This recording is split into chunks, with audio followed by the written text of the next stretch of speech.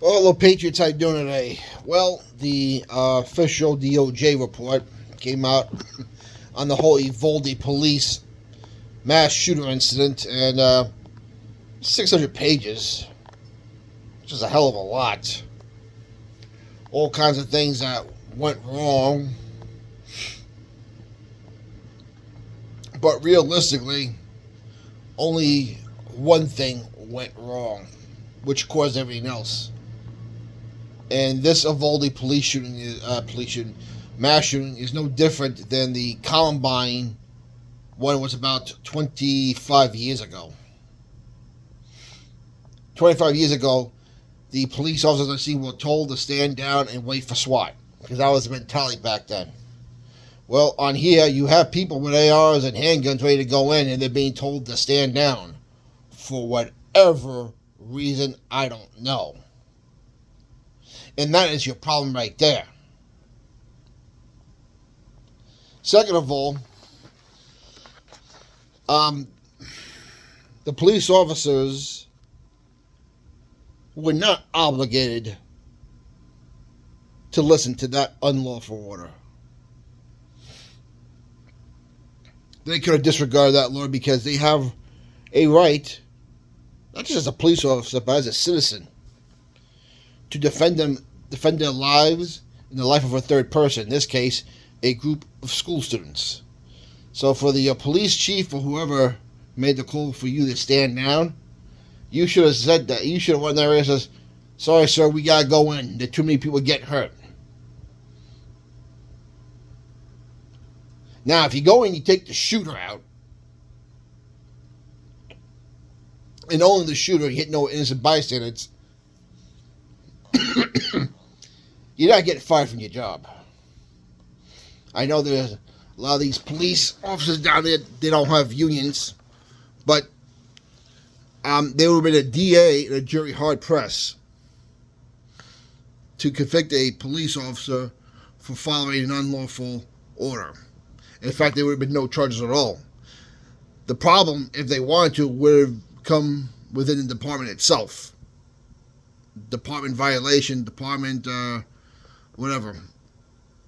Department policies and getting written up for disobeying an order, even though it's an unlawful order. The worst they could have done to these officers, had they disobeyed that order, is internal. An internal investigation and an internal punishment. But even with that, any good lawyer would have taken that case up for those police officers and got them more for that. And probably would have got money in a settlement for lost wages.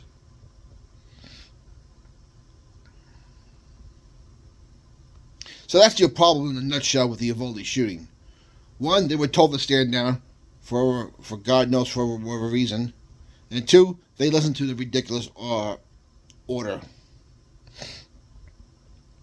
Now, for those people out there who say, well, they're obligated to get in the middle of something like that and throw down their life for those kids.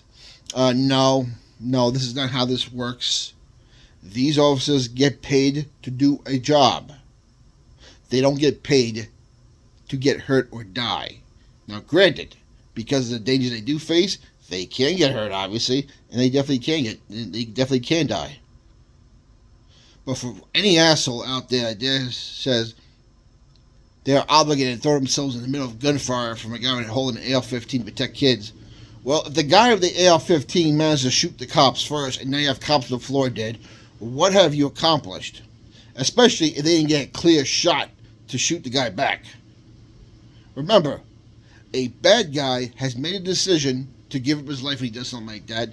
He's made a decision to give up his freedoms, his life, or anything. A police officer in that situation still has to do the right thing. He still has to have a clear shot, and he has to make his shots count, because the difference between the bad guys and the good guys is the good guys are held to a higher standard, even more than politicians. Go figure, right?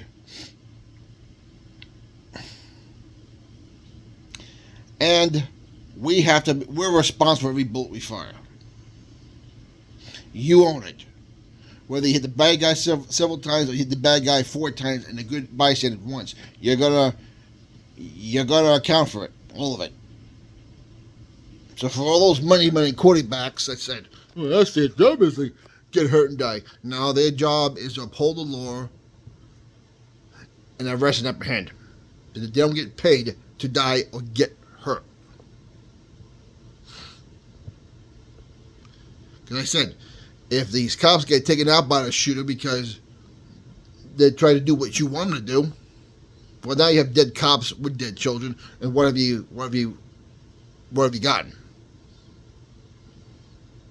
Now you have families of police officers not having a husband or a father for their kids.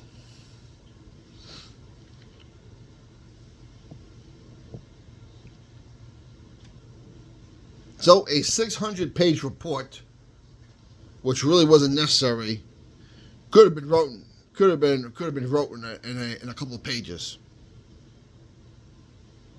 Police chief or officer or commander on scene was told this men to stand down, and for a reason they listened to a ridiculous, unlawful order.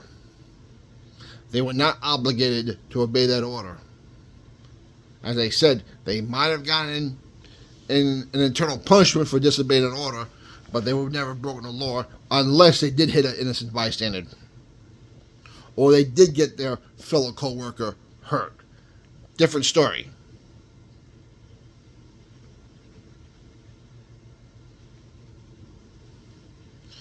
But that's that. Leave it to the DOJ to come up with 600 pages on something that could have been probably done in about 3 or 4.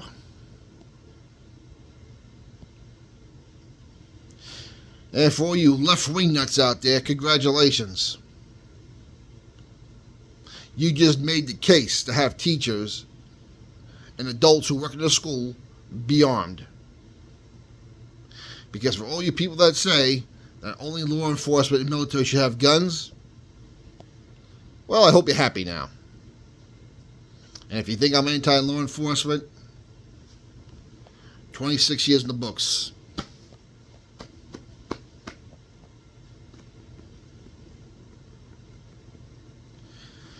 Comments down below. Like and subscribe and let me know what you think. And we'll talk to you later.